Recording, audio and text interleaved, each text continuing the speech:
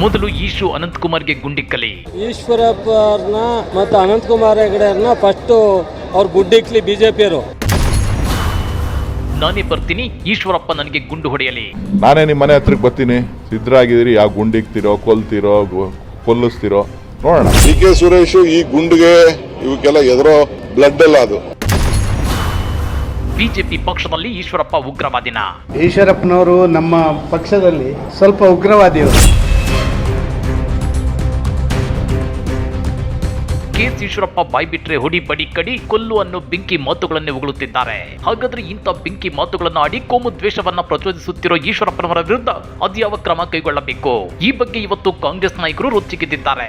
ಸಂಸದ ಡಿ.ಕೆ. ಸುರೇಶ್ ಇವತ್ತು ಖಾರವಾಗಿ ರಿಯಾಕ್ಟ್ ಮಾಡಿದ್ದು, ಈಶ್ವರಪ್ಪನವರಿಗೆ ಅಷ್ಟೊಂದು ಆಸೆ ಇದ್ರೆ ನಾನೇ ಅವರ ಮುಂದೆ ಹೋಗ್ತೀನಿ, ನನ್ನ ಗುಂಡಿಟ್ಟು ಕೊಂದು ಅವರ ಆಸೆ ಈಡೇರಿಸಿಕೊಳ್ಳಲಿ ಅಂತ ಹೇಳಿದ್ದಾರೆ.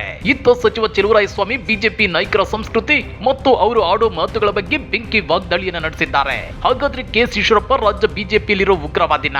ಈಶ್ವರಪ್ಪನವರ ಬಗ್ಗೆ ಕಾಂಗ್ರೆಸ್ ನಾಯಕರು ಕೆಂಡ ಕಾರುತ್ತಿರೋದಕ್ಕೆ ಅದನ್ನ ಡೀಟೇಲ್ ಆಗಿ ತೋರಿಸ್ತೀವಿ. ಆದ್ರೆ ಅದಕ್ಕಿಂತ ಮೊದಲು ನಮ್ಮ ಚಾನೆಲ್ ಅನ್ನ ಸಬ್ಸ್ಕ್ರೈಬ್ ಮಾಡ್ಕೊಳ್ಳಿ, ಹಾಗೇನೇ ಪಕ್ಕದಲ್ಲಿರೋ ಬೆಲ್ ಬಟನ್ ಅನ್ನು ಪ್ರೆಸ್ ಮಾಡಿ. ಡಿ.ಕೆ. ಸುರೇಶ್, ವಿನಯ್ ಕುಲಕರ್ಣಿ ಇಂಥ ರಾಷ್ಟ್ರ ದ್ರೋಹಿಗಳು ದೇಶವನ್ನ ಛಿದ್ರ ಮಾಡ್ತೀವಿ ಅಂತ ಹೊರಡ್ತಾರಲ್ಲ, ಅವ್ರಿಗೆ ಗುಂಡಿಕ್ಕಿ ಕೊಲ್ಲಂತ ಕಾನೂನು ತನ್ನಿ. ಇದನ್ನ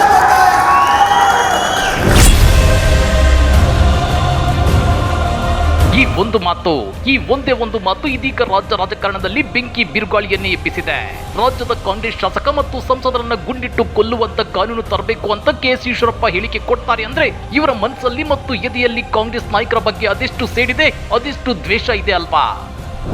ಈಶ್ವರಪ್ಪನವರು ನಮ್ಮ ಪಕ್ಷದಲ್ಲಿ ಸ್ವಲ್ಪ ಉಗ್ರವಾದಿಯವರು. ಬಹುಶಃ ಬಾಯಿ ತಪ್ಪಿ ಈ ಮಾತನ್ನು ಅವರು ಹೇಳಿದ್ದಾರೆ ಅಂತ ನಾನು ಭಾವಿಸ್ತಾ ಇದ್ದೇನೆ. ಹೇಳಬಾರ್ದಿತ್ತು, ನಾನು ಅದನ್ನು ಒಪ್ಕೊಳ್ತಾ ಇದ್ದೇನೆ. ಒಬ್ಬ ಹಿರಿಯ ರಾಜಕಾರಣಿಯಾಗಿ ಆ ಮಾತನ್ನು ಅವರು ಹೇಳಬಾರ್ದಿತ್ತು.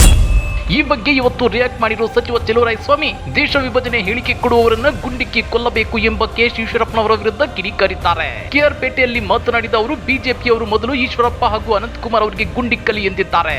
ಕೇಸರಿ ಧ್ವಜವನ್ನ ರಾಷ್ಟ್ರಧ್ವಜ ಮಾಡುತ್ತೇನೆ ಎಂದು ಈಶ್ವರಪ್ಪ ಹೇಳಿದ್ದಾರೆ.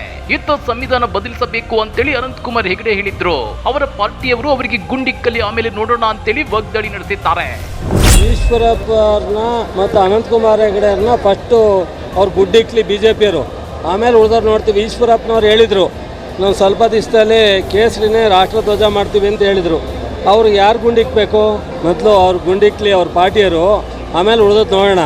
ಅನಂತಕುಮಾರ್ ಹೆಗಡೆ ಸಂವಿಧಾನನೇ ಬದಲಾವಣೆ ಮಾಡಬೇಕು ಅಂತ ಹೇಳಿದರು. ಅವ್ರಿಗೇನು ಉತ್ತರ ಕೊಡ್ತಾರೆ ಬಿಜೆಪಿಯವರು? ಏನು ಕ್ರಮ ತಗೊಂಡವ್ರೆ?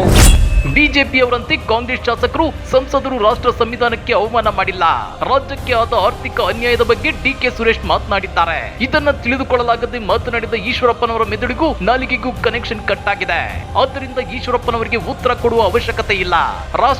ರಾಜ್ಯ ಹಿತ ಕಾಯುವ ಪ್ರಶ್ನೆಗೆ ಉತ್ತರ ಕೊಡ್ತೇನೆ.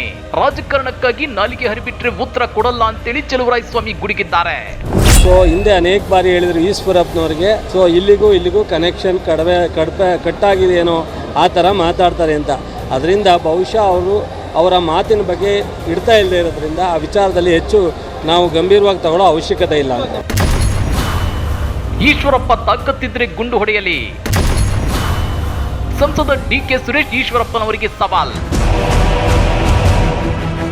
ಈಶ್ವರಪ್ಪ ಸಂಸದ ಡಿ.ಕೆ. ಸುರೇಶ್ ಅವರಂತವರನ್ನ ಗುಂಡಿಕ್ಕಿ ಕೊಲ್ಲೋ ಕಾನೂನು ತರಬೇಕು ಅಂತೇಳಿರೋ ಹೇಳಿಕೆಗೆ ಇವತ್ತು ರಿಯಾಕ್ಟ್ ಮಾಡಿರೋ ಸಂಸದ ಡಿ.ಕೆ. ಸುರೇಶ್, ನಾನೇ ಸಮಯ ಕೊಡ್ತೀನಿ, ಒಂದು ವಾರದಲ್ಲಿ ಯಾವಾಗ ಅಂತ ಹೇಳ್ತೀನಿ, ನಾನೇ ಅವರ ಮನೆಗೆ ಹೋಗ್ತೀನಿ, ಅವರೇ ನನ್ನನ್ನ ಗುಂಡಿಕ್ಕಿ ಕೊಲ್ಲಲಿ ಅಂತೇಳಿ ತಿರುಗೇಟನ್ನ ಕೊಟ್ಟಿದ್ದಾರೆ. ಬೇರೆಯವರೆಲ್ಲ ಯಾಕೆ ಗುಂಡಿಗೆ ಕೊಲ್ಲಬೇಕು? ಈ ಕನ್ನಡದ ನೆಲಕ್ಕೋಸ್ಕರ, ಕನ್ನಡಿಗರಿಗೋಸ್ಕರ ನಾನೇ ಬಂದು ನಿಮ್ಮ ಮುಂದೆ ನಿಂತ್ಕೋಬೇಕು ಅಂತಿದ್ದೀನಿ. ಸಮಯ ಕೊಡ್ತೀನಿ, ತಿಳಿಸ್ತೀನಿ, ಬಂದು ನಿಲ್ತೀನಿ. ದಯವಿಟ್ಟು ನಿಮ್ಮ ಆಸೆ ಈಡೇರಿಸ್ಕೊಂಡು ನಿಮ್ಮ ನಾಯಕರಿಗೆ ಶಬಾಷ್ಗಿರಿ ತಗೊಳ್ಳಿ ಅಂತೇಳಿ ನಾನು ತಮ್ಮಲ್ಲಿ ಮನವಿ ಮಾಡ್ತೀನಿ. ಇಷ್ಟಕ್ಕೆ ನಿಲ್ಲದ ಡಿ.ಕೆ. ಸುರೇಶ್, ಮಹಾತ್ಮ ಗಾಂಧಿಯವರನ್ನ ಕೊಂದ ಪಕ್ಷ ಅವರದ್ದು. ನಾನೊಬ್ಬ ಸಣ್ಣ ವ್ಯಕ್ತಿ, ಕನ್ನಡಿಗರ ಪರವಾಗಿ ಮಾತನಾಡಿದ್ದಕ್ಕೆ ಹೀಗೆ ಹೇಳಿರಬಹುದು. ಬಡವರ ಮಕ್ಕಳನ್ನ ಯಾಕೆ ಬಾವಿಗೆ ತಳ್ಳಬೇಕು? ಬಡವರ ಮಕ್ಕಳನ್ನ ಯಾಕೆ ರುಚಿಗೆ ಎಬ್ಬಿಸ್ತೀರಾ? ಪಕ್ಷದಲ್ಲಿ ಅವರನ್ನ ಮೂಲೆ ಗುಂಪು ಮಾಡಿದ್ದಾರೆ. ಅದಕ್ಕೆ ಈಗ ಗಮನ ಸೆಳೆಯಲು ಮಾತನಾಡ್ತಿದ್ದಾರೆ. ನಾನೇ ಸಮಯ ಕೊಡ್ತೀನಿ, ಒಂದು ವಾರದಲ್ಲಿ ಯಾವಾಗ ಅಂತ ಹೇಳ್ತೀನಿ, ನಾನೇ ಬೇಕಾದ್ರೆ ಅವರ ಮನೆಗೆ ಹೋಗ್ತೀನಿ, ಅವರಿಗೆ ಗುಂಡು ಹೊಡೆಯಲಿ, ಅವರೇ ಆ ಕೆಲಸ ಮಾಡಲಿ ಅಂತೇಳಿ ಡಿಕೆ ಸುರೇಶ್ ತಿರುಗೇಟನ್ನ ಕೊಟ್ಟಿದ್ದಾರೆ. ಇದಕ್ಕೆ ಪ್ರತಿಕ್ರಿಯಿಸಿರೋ ಈಶ್ವರಪ್ಪ, ನಿಮ್ಮನ್ನ ಗುಂಡಿಕ್ಕಿ ಕೊಲ್ಲಬೇಕು ಅನ್ನೋ ಮಾತನ್ನ ನಾನು ಎಲ್ಲೂ ಹೇಳಿಲ್ಲ, ಹೇಳೋದ್ ಕೂಡ ಇಲ್ಲ, ಹೇಳಿಯೂ ಇಲ್ಲ. ರಾಷ್ಟ್ರದ್ರೋಹ ಹೇಳಿಕೆ ನೀಡ್ತಿರೋರಿಗೆ ಗುಂಡಿಕ್ಕಿ ಕೊಲ್ಲಬೇಕು ಅಂತ ಹೇಳಿದ್ದೇನಷ್ಟೇ ಎಂದಿದ್ದಾರೆ. ನನ್ನ ತಮ್ಮ ಡಿಕೆ ಸುರೇಶ್ದು ಹೆದರೋ ರಕ್ತವಲ್ಲ. ಈಶ್ವರಪ್ಪ ಮತ್ತು ಬಿಜೆಪಿಗೆ ಡಿಕೆಶಿ ತಿರುಗೇಟು.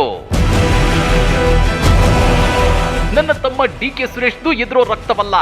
ಬಿಜೆಪಿ ನಾಯಕರ ಇಂಥ ಬಿಟ್ಟಿ ಬೆದರಿಕೆಗಳನ್ನ ಬಿಡಬೇಕು ಅಂತೇಳಿ ಡಿಸಿಎಂ ಡಿಕೆ ಶಿವಕುಮಾರ್ ತಿರುಗೇಟನ್ನ ಕೊಟ್ಟಿದ್ದಾರೆ. ಯಾರು ನಮ್ಮ ಸುದ್ದಿಗೆ ಬಂದಿದ್ದಾರೆ ಅವ್ರದ್ದೆಲ್ಲ ಒಂದೊಂದು ಸ್ಟೇಜ್ ಸೆಟಲ್ಮೆಂಟ್ ಆಗ್ತಾ ಇದೆ ಅಂತ ಇದ್ದ. ನಾವೇನು ಈಶ್ವರಪ್ಪನ ಯಾವ ಸೆಟಲ್ಮೆಂಟ್ ಗುಂಡಿಗೆ ಕೊಲ್ತೀನಿ ಅಂತ ಕೊಲ್ಲಿ ಬಿಡಿ. ಡಿ ಕೆ ಸುರೇಶ್ ಈ ಗುಂಡಿಗೆ ಇವಕ್ಕೆಲ್ಲ ಎದುರೋ ಬ್ಲಡ್ ಎಲ್ಲ ಅದು. ಅದೇನೇ ಇರ್ಲಿ, ಈಶ್ವರಪ್ಪನವರದ್ದು ಬಚ್ಚಲು ಬಾಯಿ, ಅವರ ಬೆಂದಳಿಗೂ ನಾಲಿಗೆಗೂ ಲಿಂಕ್ ಇಲ್ಲ. ಅಂತವರ ಬಗ್ಗೆ ನಾವು ರಿಯಾಕ್ಟ್ ಮಾಡಲ್ಲ ಅಂತೇಳಿ ರಾಜ್ಯ ಕಾಂಗ್ರೆಸ್ ನಾಯಕರು ವಾಗ್ದಾಳಿ ನಡೆಸಿದ್ದಾರೆ. ಹಾಗಾದ್ರೆ ಬಿಜೆಪಿಗರದ್ದು ಕಡಿ ಬಡಿ ಕೊಲ್ಲು ಅನ್ನೋ ಸಂಸ್ಕೃತಿಯ ದೇಶದ ಸಂವಿಧಾನವನ್ನೇ ಬದಲಿಸುತ್ತೇವೆ ಅಂತೇಳಿರೋ ಸಂಸದ ಅನಂತಕುಮಾರ್ ಹೆಗಡೆ ಹೇಳಿಕೆ ಬಗ್ಗೆ ನೀವೇನಂತೀರಾ? ಕಮೆಂಟ್ ಮಾಡಿ, ವಿಡಿಯೋ ಲೈಕ್ ಮಾಡಿ, ಶೇರ್ ಮಾಡಿ. ಇಂಥ ಮತ್ತಷ್ಟು ರೋಚಕ ರಾಜಕೀಯ ಸುದ್ದಿಗಳನ್ನ ಮಿಸ್ ಮಾಡದೆ ನೋಡ್ಬೇಕು ಅಂದ್ರೆ ನಮ್ಮ ಯೂಟ್ಯೂಬ್ ಚಾನಲ್ ಅನ್ನ ಸಬ್ಸ್ಕ್ರೈಬ್ ಮಾಡ್ಕೊಳ್ಳಿ.